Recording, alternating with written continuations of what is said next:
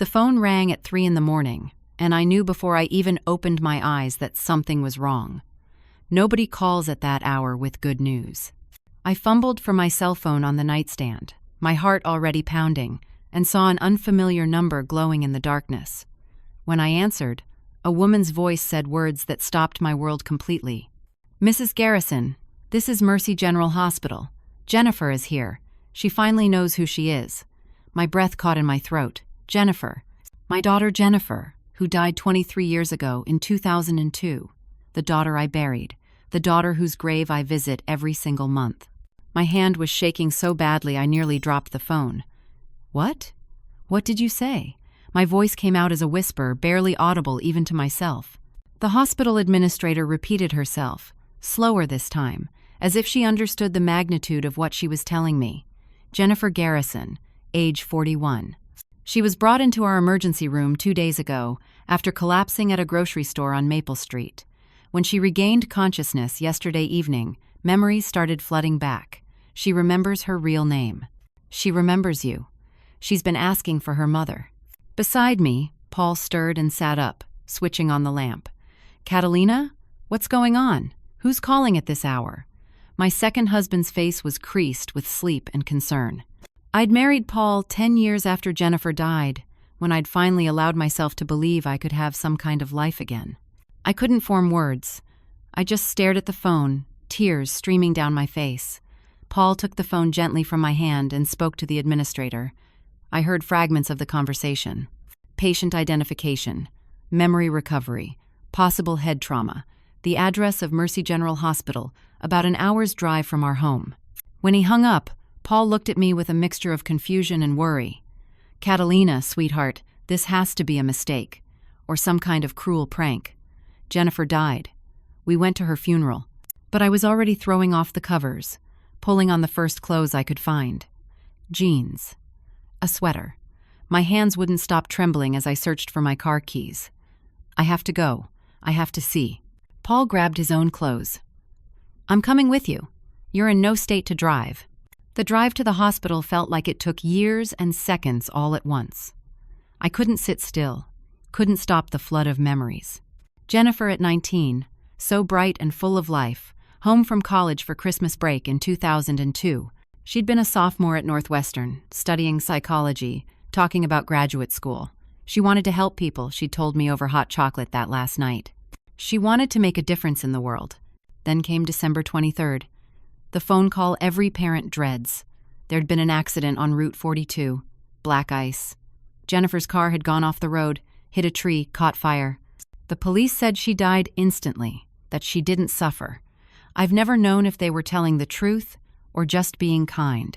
The body was so badly burned, they identified her through dental records and the silver bracelet I'd given her for her 18th birthday. She never took it off. It had survived the fire, melted and twisted, but still recognizable. We had a closed casket funeral.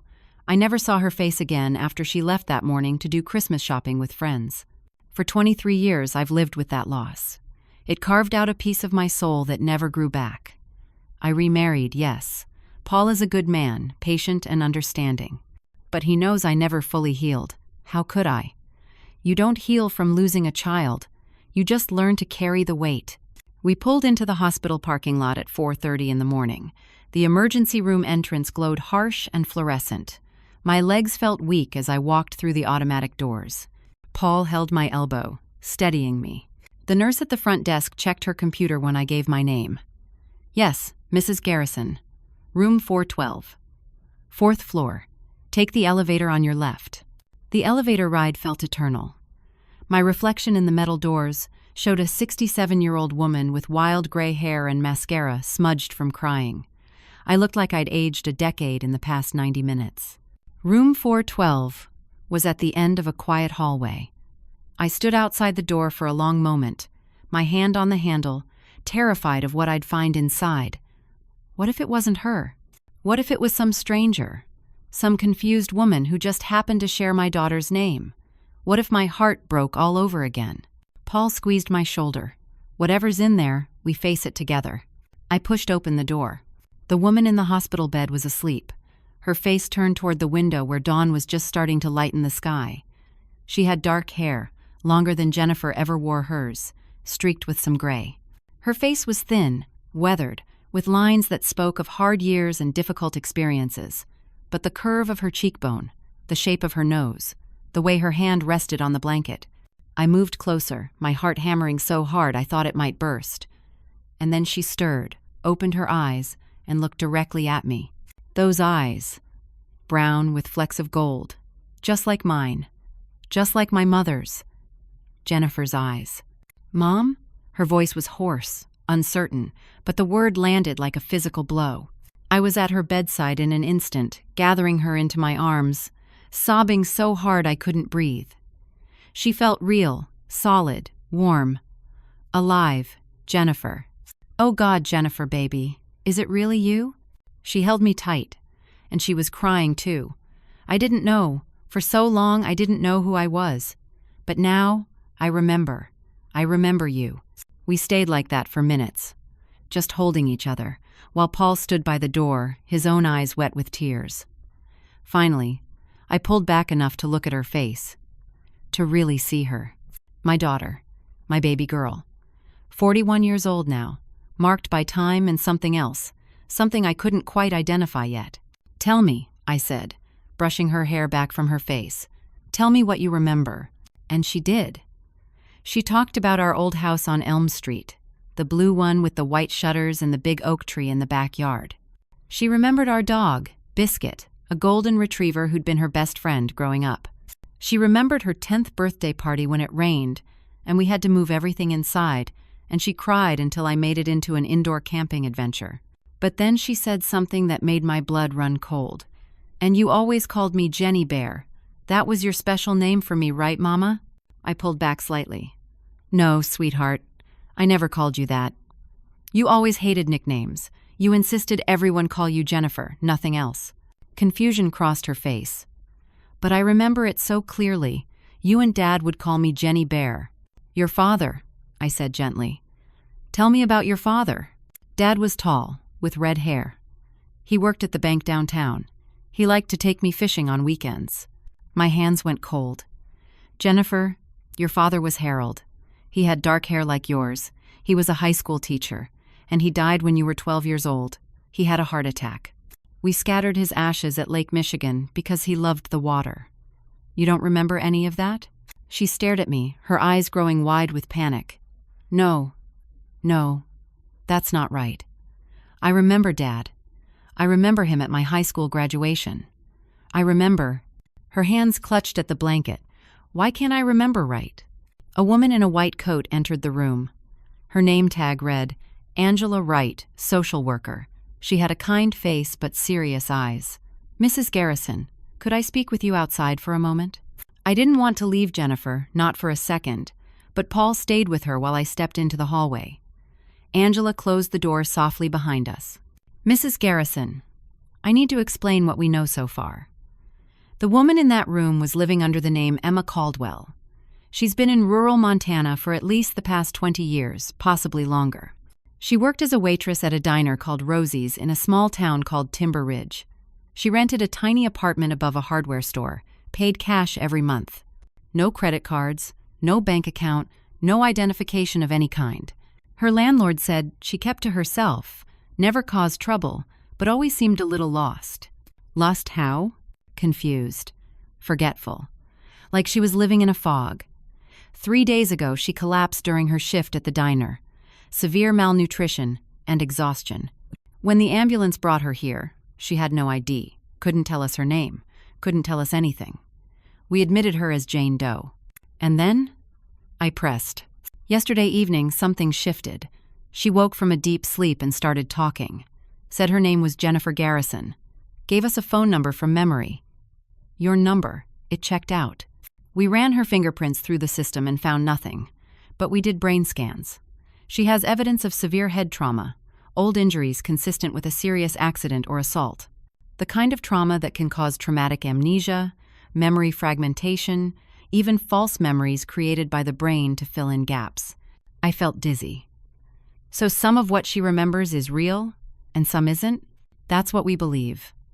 The good memories, the genuine ones, are trying to come back. But they're tangled up with constructed memories, things her brain created to make sense of her existence when she couldn't remember her real life. It's going to take time to sort through it all. And Mrs. Garrison, there's something else. We need to do a DNA test. Yes, I said immediately. Yes, absolutely. When can we do it? We can take samples today, but results will take at least 3 days. In the meantime, I need to be honest with you. If this woman truly is your daughter, then something terrible happened to her 23 years ago. Something that kept her away from her family, confused and alone, for more than 2 decades. We need to find out what that was. Because if someone did this to her, they might not want her to remember. I felt a chill run down my spine. But before I could respond, my phone buzzed in my pocket, a text message from an unknown number. I opened it with shaking hands. The message was short and terrifying. Stop asking questions. You buried your daughter. Leave Emma alone or you'll regret it. I showed the message to Angela. Her face went pale. Mrs. Garrison, I think you need to involve the police, right now. Over the next 2 days, I practically lived at the hospital. Paul went home to handle things there, but I couldn't leave Jennifer's side. Every hour brought new memories, some real, some impossibly wrong. She remembered our cat, Whiskers, who had died when she was 8. She remembered breaking her arm falling off her bike when she was 10. But she also insisted she'd had a younger brother named Thomas, which wasn't true. She was my only child.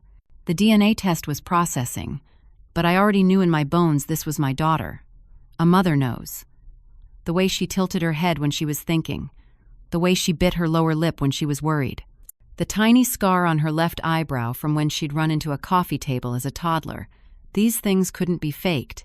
But someone was watching us. I received another text the second day. You were warned. Stop digging. I showed it to Angela, who had become something of an ally. She helped me file a police report about the threatening messages. The officer who took my statement seemed skeptical but said they'd look into it. On the third day, I made a decision that would change everything. I hired a private investigator. His name was Hank Browning, a retired police detective who now ran his own investigation firm. He had gray hair, weathered hands, and eyes that missed nothing. When I told him the whole story in his cluttered office downtown, he leaned back in his chair and let out a long whistle. Mrs. Garrison, if your daughter really was living as Emma Caldwell for 23 years, there's a trail. People don't just disappear without reason. And they don't stay hidden that long without help. Someone set this up. Someone maintained it. I'll find out who. How long will it take? Give me a week. I have contacts in Montana. I'll start there. That same afternoon, the DNA results came back. I was sitting in Jennifer's hospital room when Angela walked in with a folder in her hands and tears in her eyes. She didn't have to say anything. I knew. It's her, Angela said softly. Jennifer is your daughter. The DNA is a perfect match. I broke down completely. Jennifer held me while I sobbed 23 years of grief and confusion and impossible hope. My daughter was alive. Against every odd, against everything I'd believed for more than 2 decades, my baby girl was alive. But that joy lasted only moments before a terrible realization hit me. If Jennifer was alive and had been living in Montana, then whose body had we buried in 2002? I grabbed Angela's arm. We need to exhume the grave. We need to know who we buried. Angela nodded slowly. I thought you might say that. It's going to require a court order. The police will need to get involved. Then let's get them involved. The detective assigned to the case was a woman named Patricia Reeves, probably in her mid-40s, with sharp eyes and a no-nonsense demeanor. She listened to everything, took notes, examined the threatening texts I'd received. When I finished, she closed her notebook and looked at me with an expression I couldn't quite read. Mrs. Garrison, I'll be honest with you. Exhuming a body is expensive and complicated. The case was closed 23 years ago. There's a death certificate. Dental records matched at the time. But given that your daughter is sitting in a hospital room very much alive, something clearly went wrong. I'll petition for the exhumation order. It might take a few days. It took 5 days. 5 agonizing days during which I tried to help Jennifer sort through her fragmented memories, while also preparing myself for what we might find in that grave. The exhumation took place on a gray Tuesday morning at Riverside Cemetery. I wasn't allowed to be there, but Detective Reeves called me that afternoon. Her voice was tight with tension. "Mrs. Garrison, you need to sit down for this. The remains we exhumed are not your daughter. The body in that grave is another young woman, approximately the same age Jennifer would have been in 2002. We're running DNA through missing persons databases to try to identify her. But whoever she was, someone put her in your daughter's grave and made everyone believe she was Jennifer." I felt the room spin. Someone killed another girl and used her to fake Jennifer's death? That's what it looks like. Mrs. Garrison, this is now a murder investigation. Multiple crimes. Fraud, kidnapping, murder. Possibly more. I need you to think very carefully. Before Jennifer's supposed death, was there anything unusual? Any strange people around her? Any threats? Anything at all? I racked my brain, going back 23 years. Jennifer had been home on winter break from Northwestern. She'd been happy, excited about her classes, talking about her friends. She went out that morning to do Christmas shopping at the mall with her roommate. She never came home. Wait, the roommate, I said suddenly. Jennifer's roommate from college. Sarah. Sarah something. I can't remember her last name. The police interviewed her after the accident because she was supposed to be with Jennifer that day, but she said Jennifer went to the mall alone instead. Detective Reeves wrote that down. I'll look into it. Anything else? Before I could answer, the hospital called. Angela's voice was frantic. "Mrs. Garrison, you need to get here right away. Social Services is trying to remove Jennifer from the hospital and put her in a state psychiatric facility. They're saying she's not mentally competent and that you don't have legal guardianship. They're moving her today." I grabbed my purse and ran. When I got to the hospital, there was a scene unfolding outside Jennifer's room. 2 social workers I'd never met before, along with a hospital administrator, were trying to convince Jennifer to sign papers. Jennifer looked terrified, shaking her head, saying she wanted to stay with me. "What's going on?" I demanded. "Angela, what is this?" But Angela looked as confused as I felt. "I don't know. This order came from the state level. It bypassed hospital administration entirely." One of the social workers, a thin man with wire-rimmed glasses, turned to me. "Mrs. Garrison, your daughter is not mentally stable. She requires specialized psychiatric care that you cannot provide. She'll be transferred to Pinewood Mental Health Facility for evaluation and treatment." "Like hell she will," I shot back. "She's my daughter. The DNA proves it. I'm her next of kin." "Actually," the man said coldly, "she was declared legally dead in 2002. Her death certificate has not been rescinded. Technically, Jennifer Garrison doesn't legally exist right now. This woman needs care and protection, and the state is providing it." The room erupted in argument. Jennifer was crying. I was yelling. Angela was trying to intervene. Hospital security was called. It was chaos. And then my phone buzzed. Another text. This time, it was a photo. A grainy surveillance photo of me at the cemetery during the exhumation. Below it, a message. "You should have listened. Now things get worse." I showed it to Detective Reeves when she arrived 30 minutes later in response to my frantic call. By then, Jennifer had been sedated and was being prepared for transfer. I'd been physically restrained from following the ambulance. Paul had arrived and was threatening to sue everyone in sight. Reeves looked at the photo and her jaw tightened. "Someone is watching you, someone with resources. This isn't some random stalker, Mrs. Garrison. This is organized, professional." That night, Hank Browning called with his first report from Montana. What he told me made everything even more sinister. Emma Caldwell's landlord in Timber Ridge finally opened up to me. Interesting guy, very nervous, kept looking over his shoulder. He said Emma was always a good tenant, but there was something off about her. She'd get these visitors every few months, men in suits. They'd go up to her apartment for a few minutes, then leave. The landlord said it reminded him of social workers checking on someone, or parole officers. But Emma wasn't on parole. And get this, Mrs. Garrison. Emma's rent was paid by a trust, monthly cash deliveries. The landlord never met whoever ran the trust, just got the money like clockwork. Can you trace the trust? I'm trying, but the paperwork is sealed tighter than Fort Knox. Whoever set this up knew what they were doing. They wanted Emma/Jennifer alive but contained, confused but functional, hidden but monitored. This wasn't random, Mrs. Garrison. This was a long-term operation to keep your daughter away from her real life. I felt sick. Who would do this? Why? That's what I'm going to find out. But Mrs. Garrison, you need to be careful. Whoever this is, they've got reach. They got social services to remove Jennifer. They're watching you. They're not going to let this go without a fight. He was right. But I had no idea just how bad the fight was about to get. The Pinewood Mental Health Facility was 2 hours away, and they wouldn't let me visit for 48 hours while they conducted their evaluation. Those 2 days were torture. Paul tried to comfort me, but I couldn't eat, couldn't sleep. I just kept seeing Jennifer's terrified face as they took her away. Hank continued his investigation in Montana while I worked with a lawyer friend named Dennis Harper to fight Jennifer's detention. Dennis was in his 60s, a veteran of family law cases, with kind eyes behind thick glasses and a stubborn streak a mile wide. The legal situation is tricky, Dennis explained in his office. Jennifer was declared dead. To get her status changed, we need to go through probate court. That takes time. Meanwhile, the state is arguing she's a vulnerable adult in need of protective services. We can fight it, but it's going to be a battle. Then we fight, I said simply. While Dennis filed emergency motions, I visited Jennifer's grave, the empty grave now.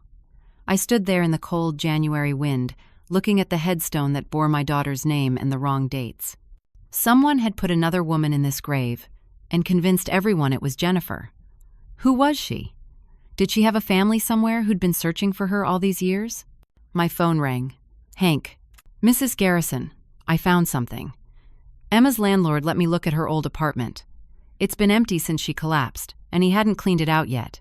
I found a box hidden under a loose floorboard.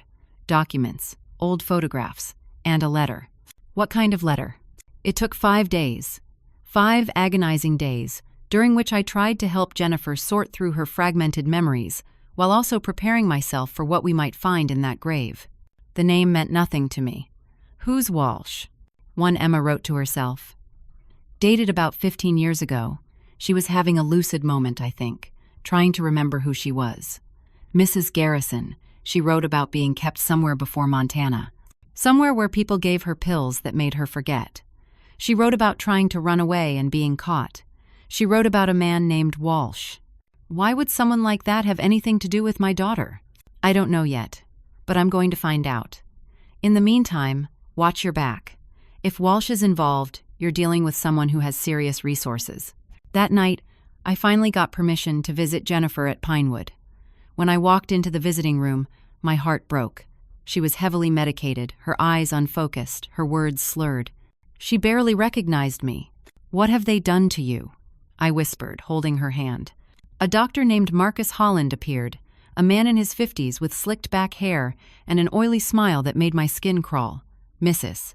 Garrison, Jennifer's receiving appropriate medication to manage her psychotic episodes and delusional thinking. She's quite ill, I'm afraid. She's not delusional, I snapped. She's traumatized. There's a difference. I'm the doctor, he said coldly. I know what's best for my patient. I left that facility shaking with rage and fear. They were drugging my daughter into oblivion. But why? To keep her quiet? To keep her confused? The next morning, I received a call from Detective Reeves. Mrs. Garrison, we identified the woman in your daughter's grave. Her name was Amy Price. She was 19 years old in 2002, a runaway from Ohio. She'd been reported missing by her foster family. Dental records confirm it's her. Someone killed this girl and used her body to fake your daughter's death. Have you looked into Gregory Walsh? I asked. There was a pause. Where did you hear that name? My investigator found evidence connecting him to Jennifer, or to Emma Caldwell, the identity she was living under. He owns the company that paid her rent for 20 years. Another pause. Longer this time. Mrs. Garrison, I need you to be very careful about throwing around accusations against Gregory Walsh. He's a prominent businessman with considerable influence. Without concrete evidence, you could be opening yourself up to serious legal consequences. Are you telling me not to investigate him? I'm telling you to be smart. Let me look into it through official channels. Don't go poking around on your own. But her warning came too late. That afternoon, I received a call from Dennis Harper. His voice was tight with stress. Catalina, we have a problem. The court denied our emergency motion to remove Jennifer from state care. The judge cited her mental health evaluation from Dr. Holland and said she's not competent to leave the facility. We can appeal, but it's going to take time. How much time? Weeks. Maybe months. I felt my world crumbling. Dennis, they're drugging her. They're keeping her sedated and confused. I need to get her out of there. I know. I'm working on it. But Catalina, there's something else. I received a call today from Walsh Enterprises' legal team. They're threatening a defamation lawsuit. They claim you and your investigator are spreading false and malicious rumors connecting Mr. Walsh to various crimes. They want you to cease and desist immediately. How did they even know about Hank's investigation? I don't know, but they know, and they're coming after you. That evening, Hank called with news that changed everything. He'd found the link between Gregory Walsh and my daughter, and it was worse than I'd imagined. In 2002, Gregory Walsh was a smaller-time developer, not the tycoon he is today. He had a business partner named Robert Chen. They were working on a major downtown redevelopment project. But Chen discovered Walsh was embezzling money from investors, hiding the funds in offshore accounts. Chen confronted Walsh, threatened to go to the authorities. And, I asked, though I already knew where this was going. Chen disappeared in December 2002. Never found, never heard from again. Declared dead 7 years later. Mrs. Garrison, your daughter went to the same college as Chen's daughter. They were friends. And Chen's daughter told police back then that Jennifer had been asking questions about her father's business partner right before she died. Said Jennifer had seen something, or knew something. But after Jennifer's supposed death, the investigation went nowhere. Everyone assumed Jennifer was just a curious kid, and what happened to her was a tragic accident. My mind was racing. Jennifer saw something. She knew something about what Walsh did to Chen. So Walsh staged her death to eliminate her as a witness. He killed Amy Price and made everyone think it was Jennifer. Then he kept Jennifer drugged and hidden for 23 years. That's my theory, Hank said, but proving it is going to be nearly impossible. Chen's case is ice cold. There's no body, no evidence. And Walsh is now one of the most powerful men in the state. He's got politicians in his pocket, judges on his payroll. We're talking about bringing down someone with almost unlimited resources. I don't care, I said. He stole my daughter's life. He killed an innocent girl. He's been keeping Jennifer prisoner for 23 years. I'm going to stop him. Mrs. Garrison, you need to understand what you're up against. Walsh has made people disappear before. He won't hesitate to do it again. As if to prove Hank's point, my phone buzzed with another message. This one was different. Instead of a threat, it was a file, an encrypted email attachment from an unknown sender. When I opened it, I found scanned documents, police reports, financial records, and a note. Mrs. Garrison, my name doesn't matter. What matters is that Gregory Walsh destroyed my life too. I've been gathering evidence for years, but I was too afraid to come forward. You're not afraid. You're fighting for your daughter. So I'm giving you what I have. These documents prove Walsh killed Robert Chen in December 2002. They prove he paid off the police chief to close the investigation.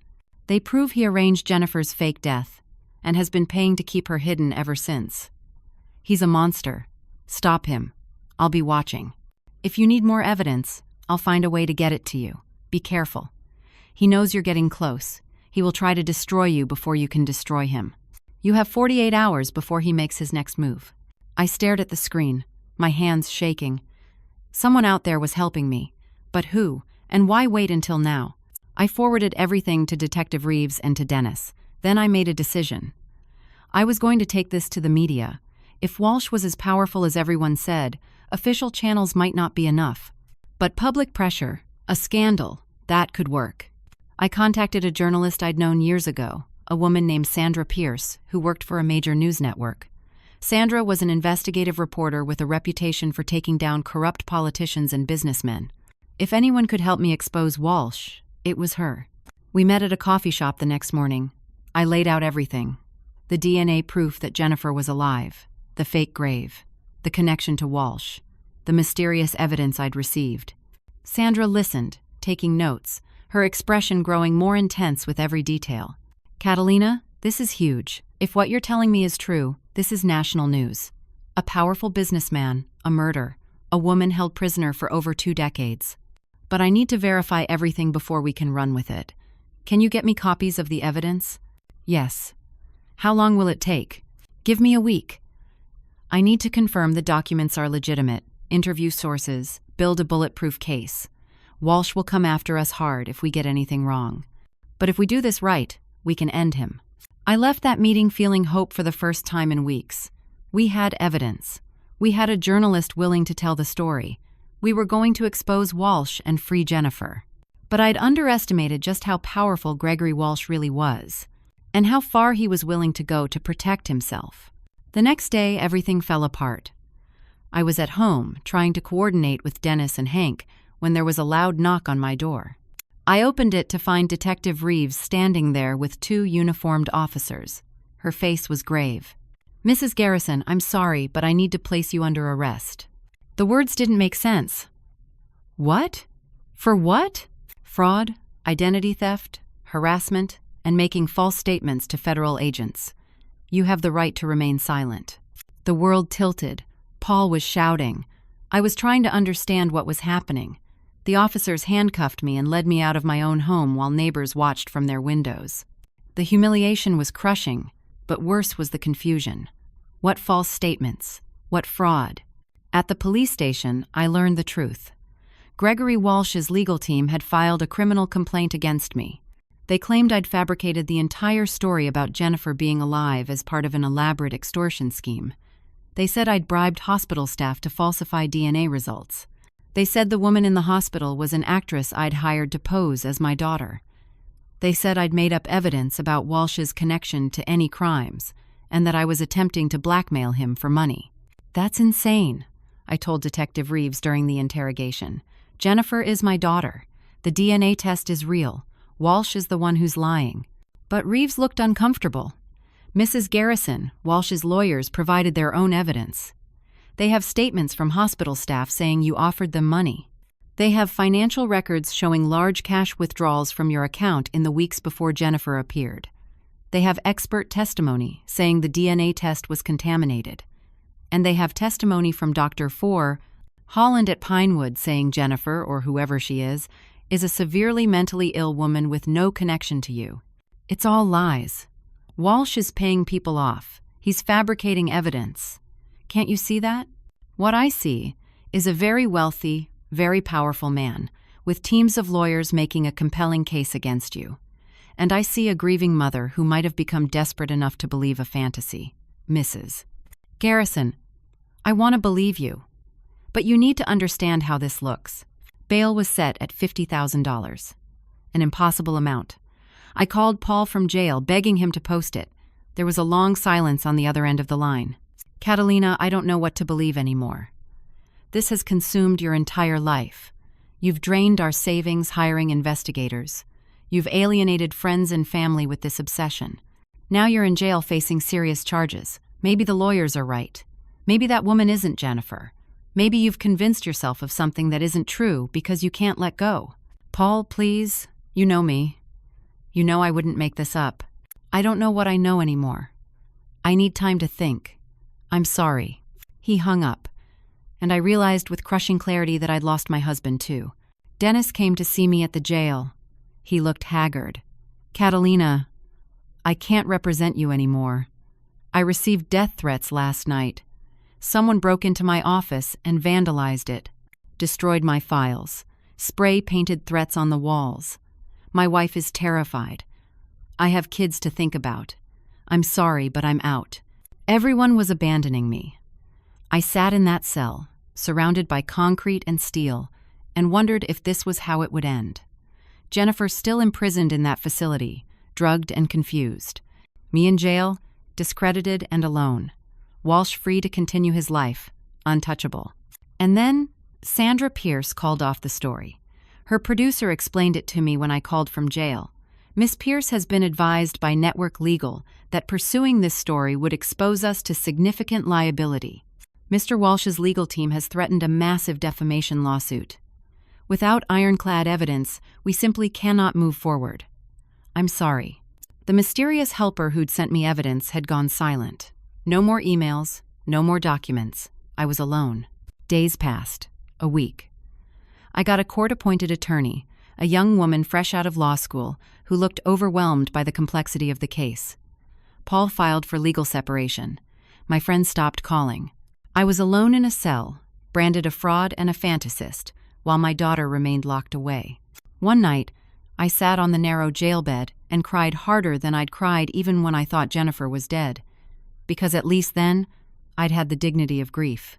Now I had nothing but the certainty that I'd failed her.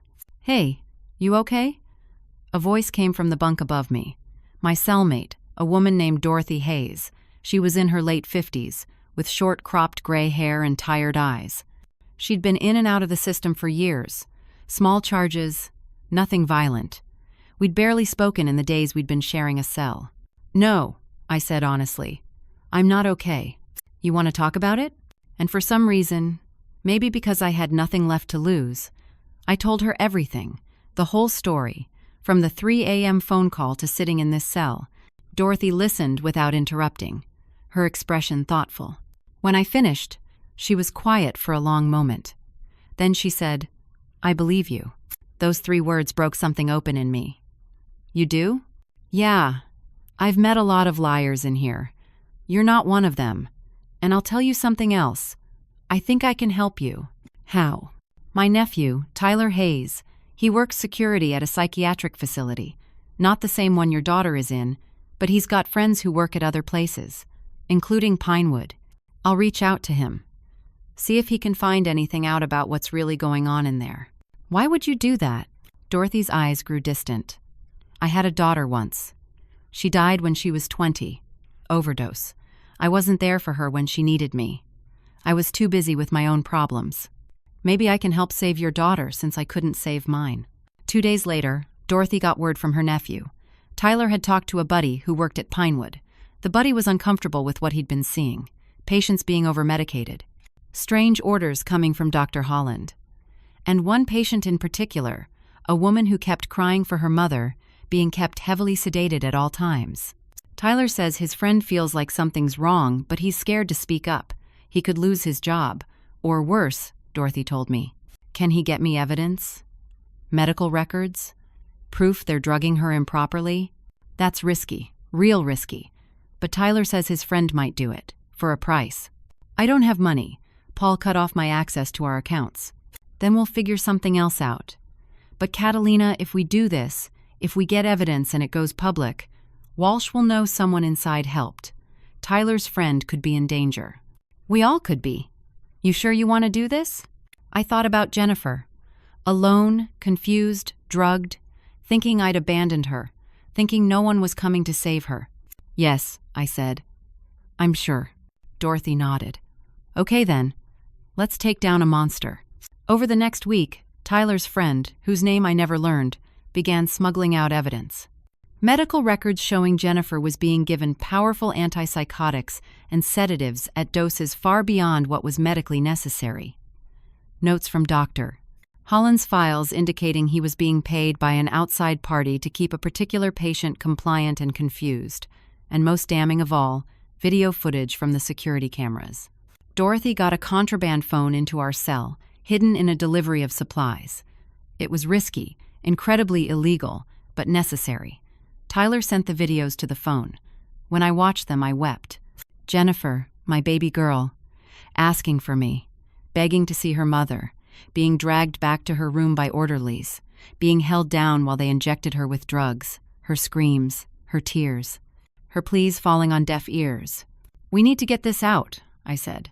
The public needs to see this.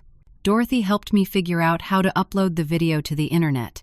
We posted it anonymously to multiple platforms with a caption explaining who Jennifer was and what had been done to her. Within hours, the video went viral. Millions of views, tens of millions. The public was outraged. How could a woman be held and drugged like this? How could doctors do this? What kind of facility was Pinewood? The outcry forced action. The state launched an investigation into Pinewood. Media descended on the facility. Pressure mounted for Jennifer's release. But Walsh moved faster.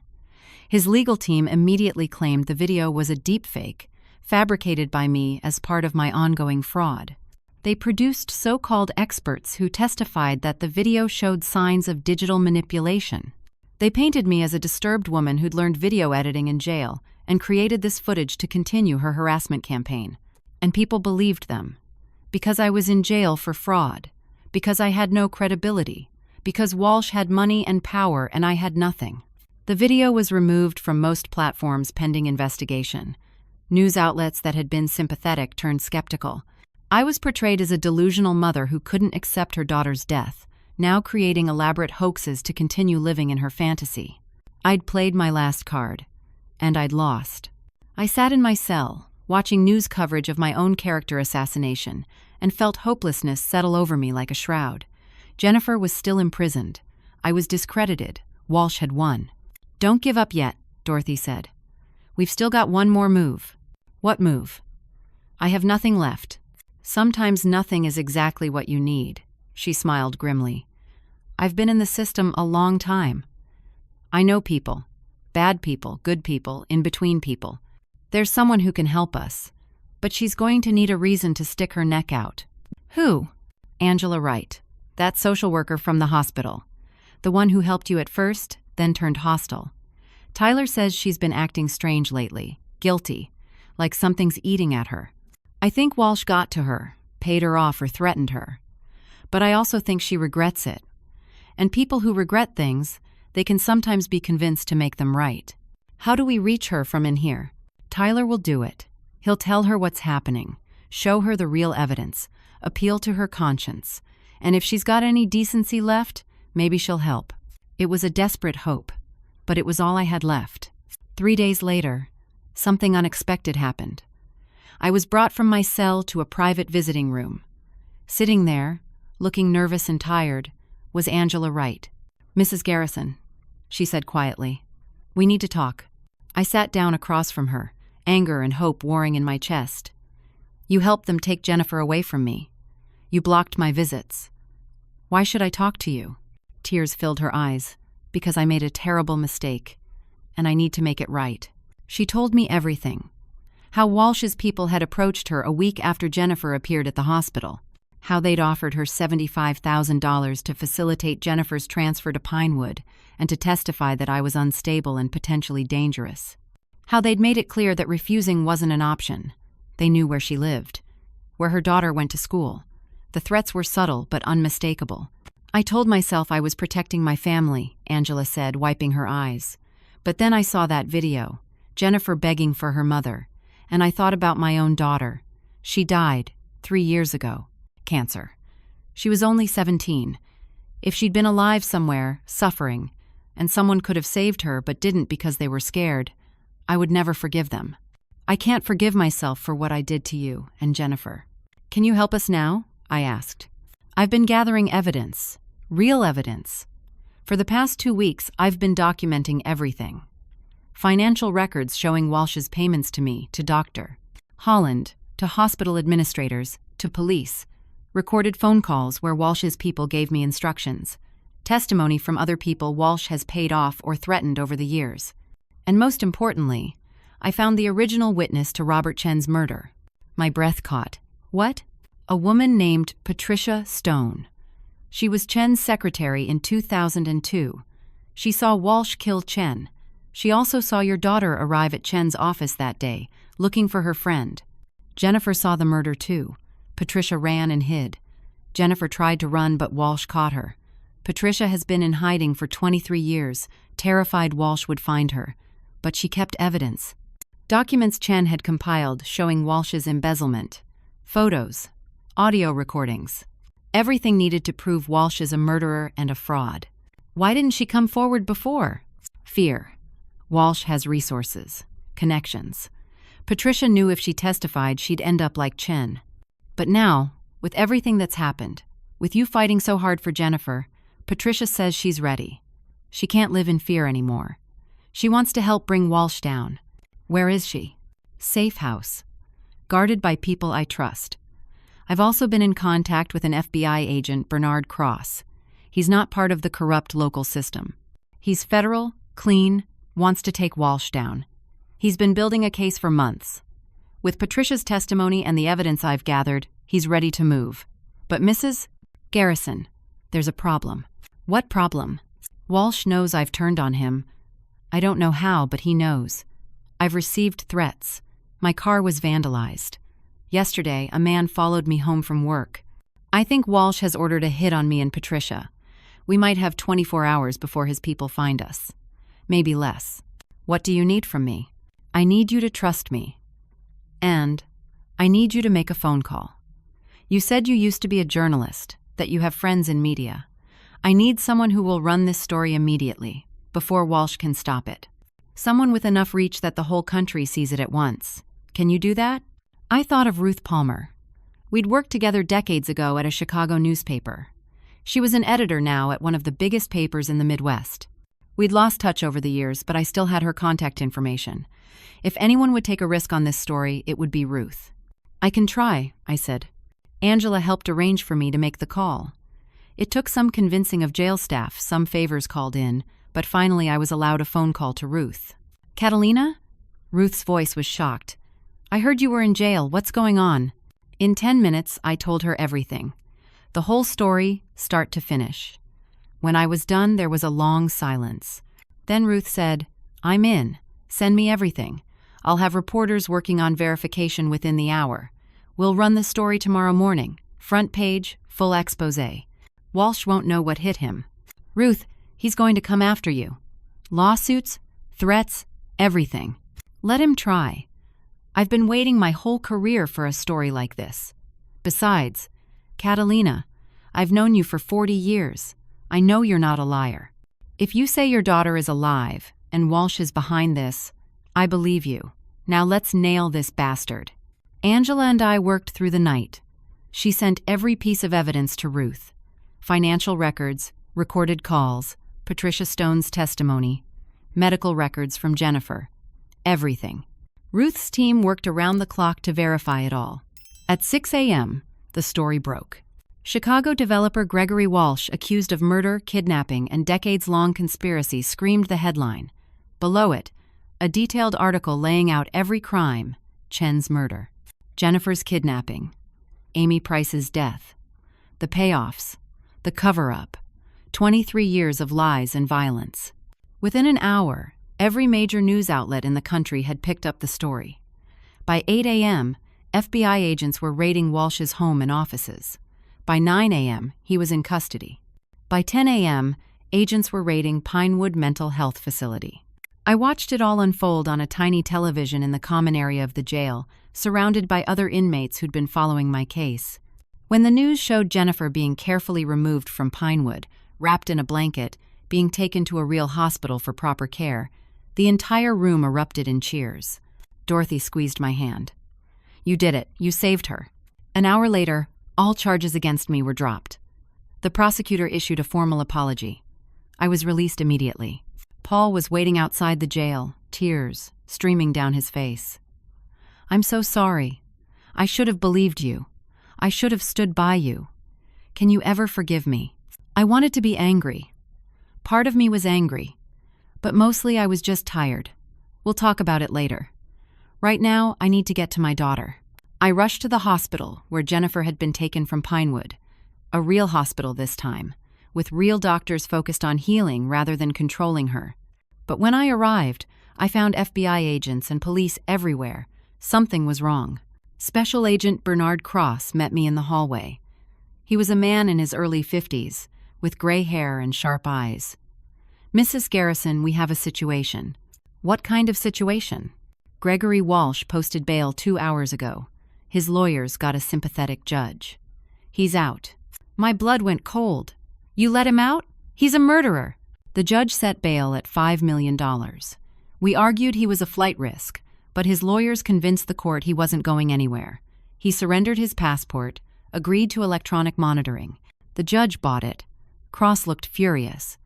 But Mrs. Garrison, we have reason to believe Walsh has no intention of staying put. We think he's planning to run. And we think he wants to tie up loose ends first. Loose ends, meaning me, Jennifer, Angela, and Patricia. Exactly. We have agents protecting all of you, but Walsh has resources we're still discovering. Shell companies, offshore accounts, hired muscle. We're trying to freeze his assets, but his lawyers are fighting us at every turn. Until we can get him back in custody, all of you are in danger. As if to punctuate his words, an alarm went off. Security breach on the 3rd floor. Jennifer's floor. Agents drew their weapons and rushed toward the stairs. Cross turned to me. Stay here. Lock yourself in that room. Don't come out until we give the all clear. But I couldn't stay put. Not when my daughter was in danger. I followed the agents up the stairs, my heart pounding. On the 3rd floor, chaos, gunfire, shouting. Agents yelling for people to get down.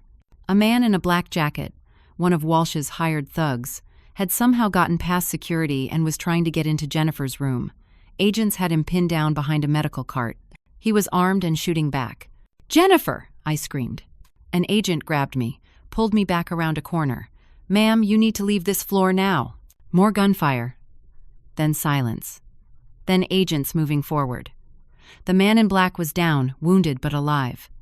Agents secured him, called for medical assistance. But the attack had been a diversion. While agents were focused on the 3rd floor, another of Walsh's people had gone after Angela Wright. She'd been at the FBI field office, giving her official statement, when a car tried to run her down in the parking lot. She'd barely escaped, diving between parked cars. The driver was caught, but it was clear Walsh was making his move. And Patricia Stone, the witness who could seal Walsh's fate, had disappeared. The agents guarding her safe house found the guards unconscious, drugged somehow. Patricia was gone.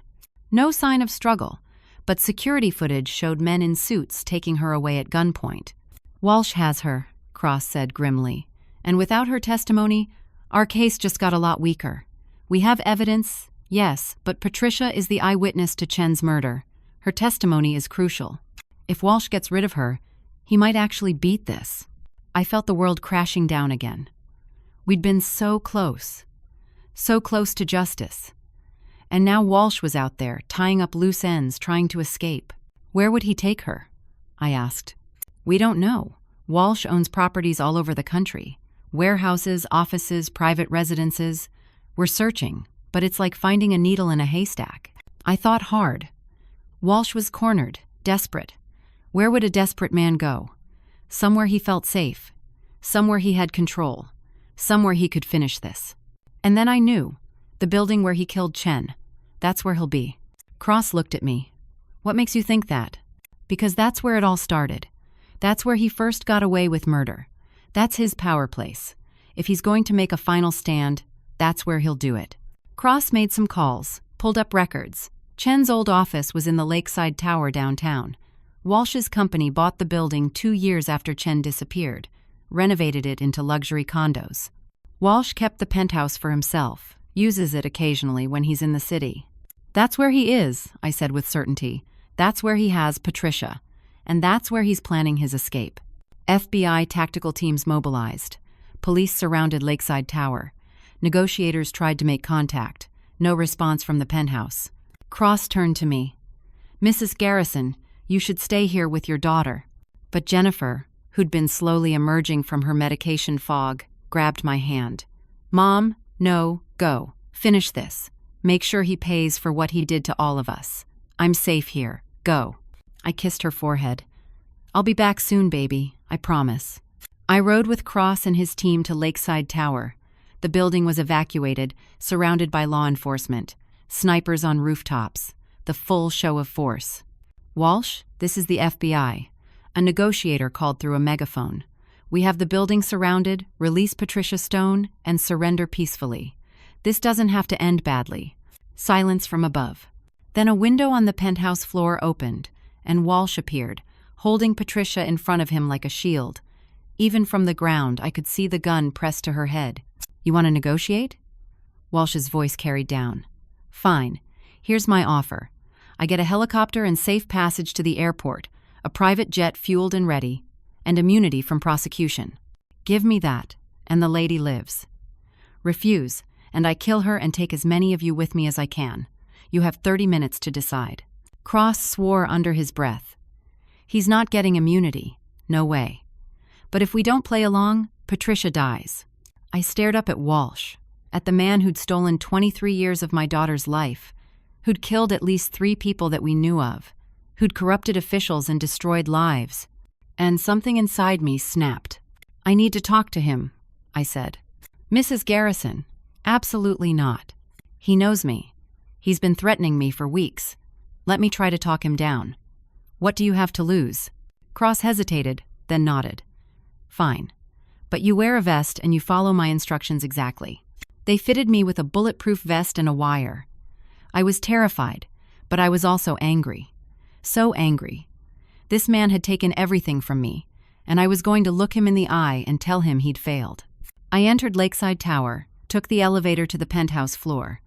FBI agents were stationed in the stairwells, ready to breach if things went wrong.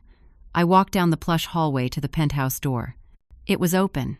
Inside, the space was obscenely luxurious.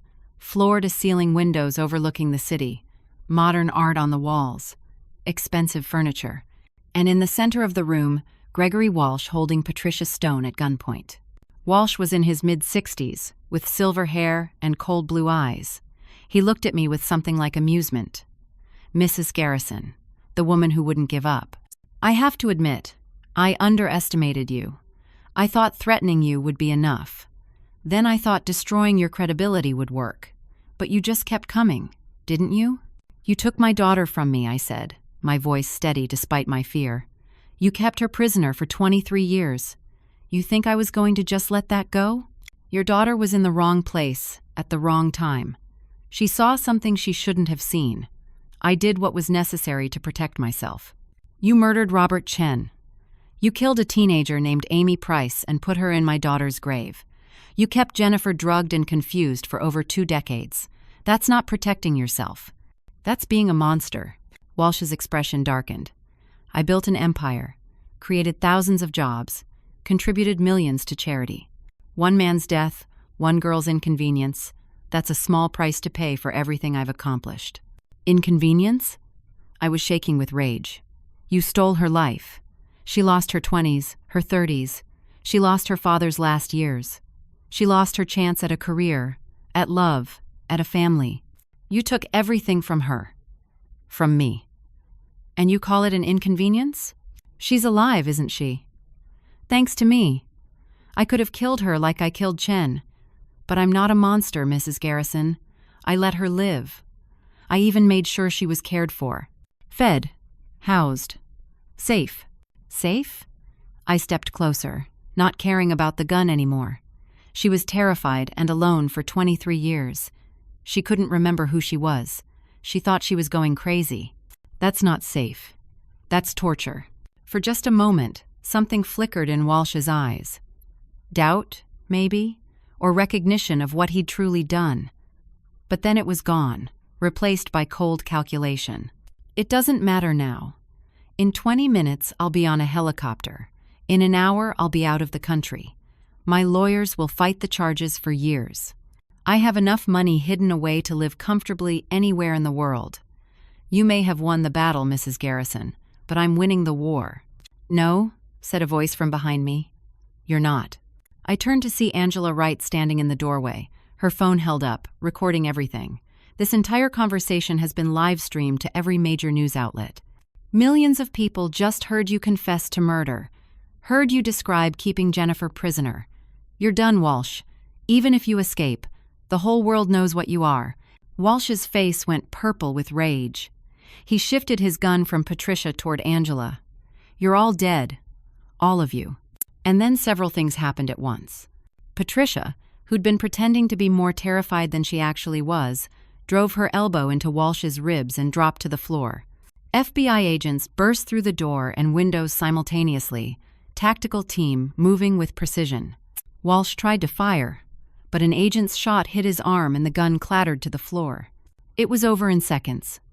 Walsh was on the ground, being handcuffed, screaming about his lawyers and his rights. Patricia was safe. Angela was safe. And I was standing in that ridiculous penthouse, shaking and crying and feeling like I could finally breathe again. Gregory Walsh was denied bail a second time. The video of his confession was played in court, and this time there was no sympathetic judge.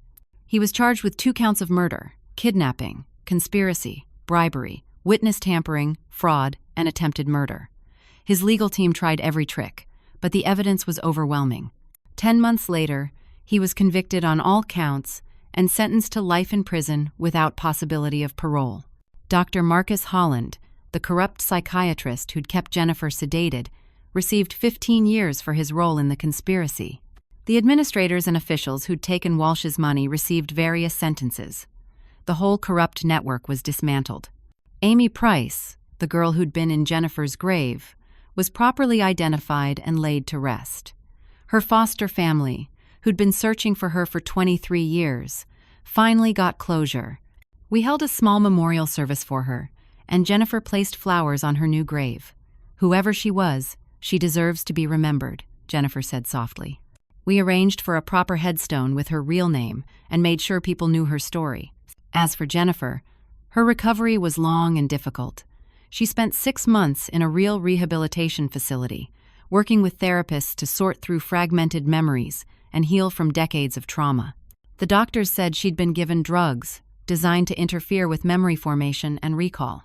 They'd basically kept her in a chemically induced fog, lucid enough to function but too confused to question her circumstances. Slowly, her real memories returned.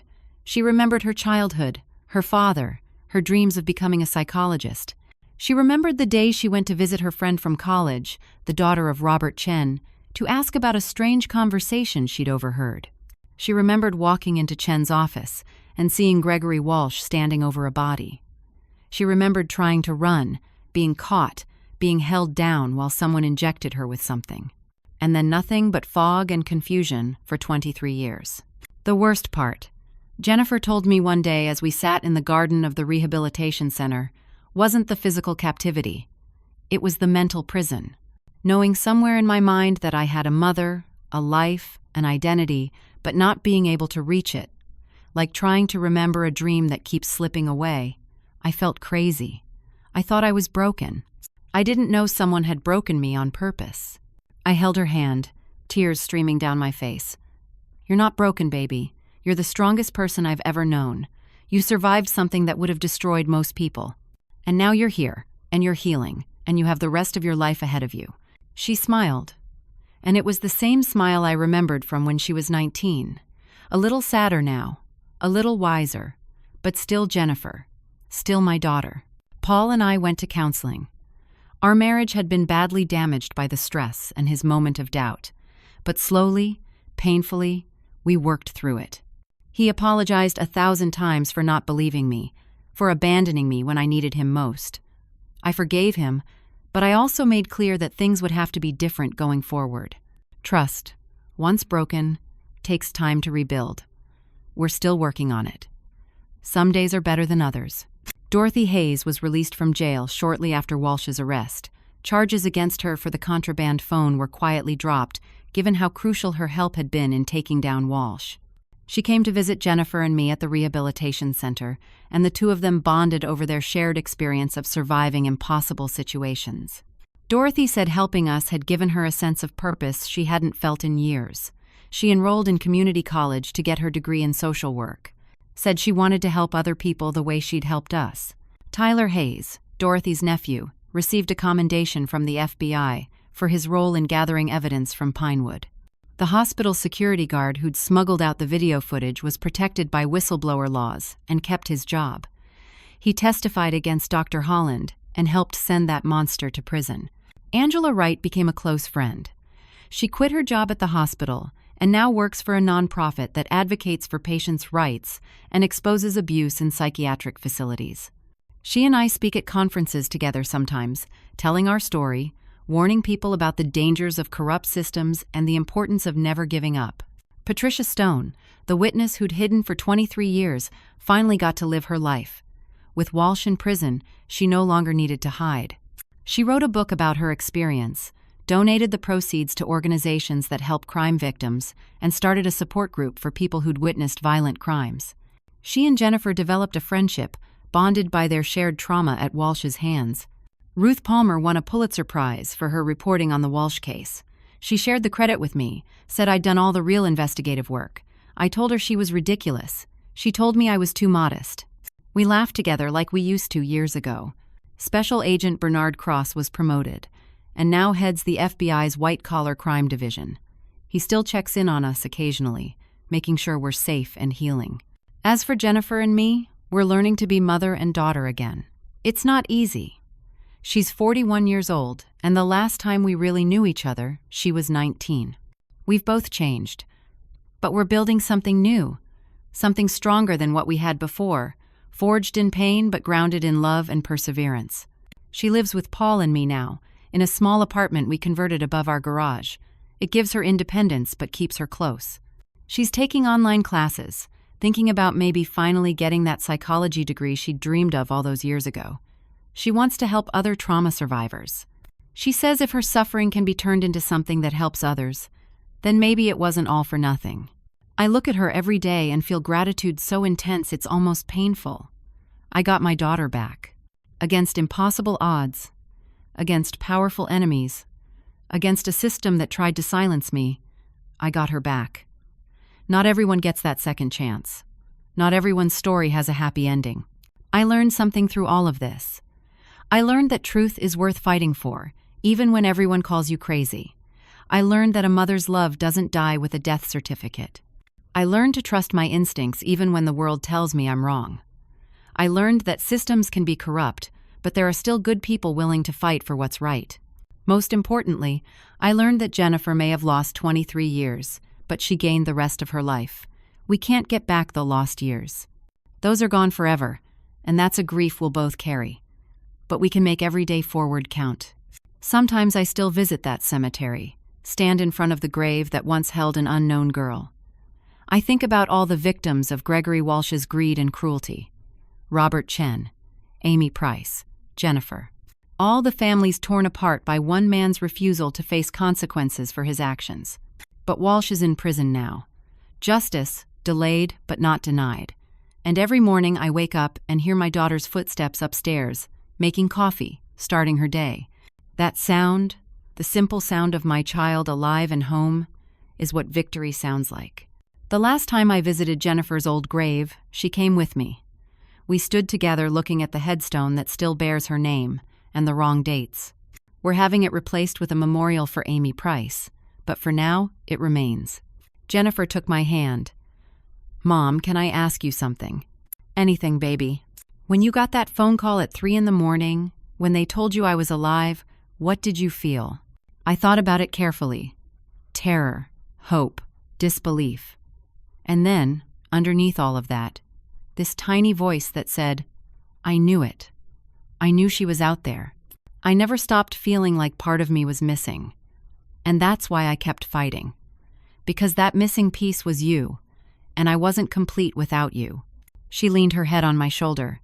I felt you too. In the fog, in the confusion, there was always this sense that someone was looking for me, that someone loved me, that someone would come. And you did.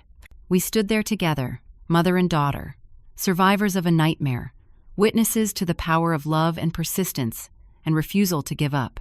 That's not a tragedy, despite the lost years and the pain and the suffering. That's a miracle. So let me ask you something.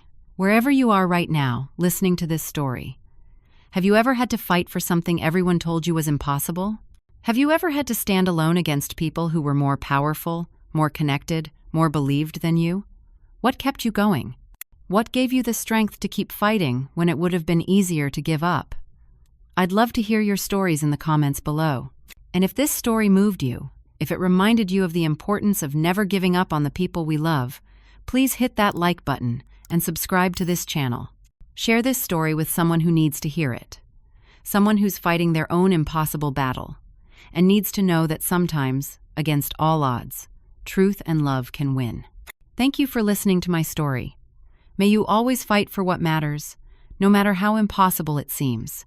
And may you never lose faith that miracles can happen.